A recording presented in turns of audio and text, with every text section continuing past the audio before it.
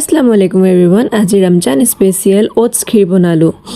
তাৰ কাৰণে এটা চচপেন লৈছোঁ আৰু তাত ঘি দিছোঁ আৰু ঘিখিনি গৰম হোৱাৰ পাছত এক বাটি ওটছ লৈছোঁ আৰু সেই ওটছখিনি ঘিখিনি দি ভালদৰে মিক্স কৰি ভাজি লৈছোঁ। আৰু এনেদৰে ভাজি ল'লে ক্ষীৰ বনালেতো সুবিধা হয়, লগতে ইনেও যদি গাখীৰৰ লগত খাব বিচাৰে তেন্তে এনেকৈ ভাজি ল'ব, তেতিয়া খাই ভাল পাব। বহুতে ওটছ খাই বেয়া পায়, এনেদৰে ভাজি ল'লে খাই ভাল পাব। তাৰপিছত গাখীৰ একাপ দি এইখিনি গোটেইখিনি মিক্স কৰি তাৰপিছত মই ইয়াত গুড় দিলোঁ। গুড় দি পেলাই সেইখিনি গোটেইখিনি উতল আহিব। তাৰপিছত ইয়াত দুটা ইলাচি দিলোঁ আৰু ড্ৰাই ফ্ৰুটছ মচত যি আছিলে সেইখিনি দিলোঁ। দি পেলাই ভালদৰে মিক্স কৰি উতল আহিব দিলোঁ। তাৰপিছত তেজপাতো দিবলৈ থাকি গৈছিলে, তেজপাত দিলোঁ আৰু মিঠাই মেড অকণমান লৰাই মোৰ ক্ষীৰ ৰেডি হৈ গ'ল। আৰু বনাবলৈও ইজি, খাবলৈও বহুত সোৱাদ হয়। আপোনালোকে এবাৰ ট্ৰাই কৰি চাব। আলহী আহিলেও খুব কম সময়তে বনাই ৰেডি কৰিব পাৰিব।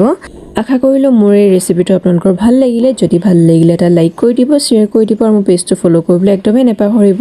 আজিলৈ আহিলোঁ, বাই।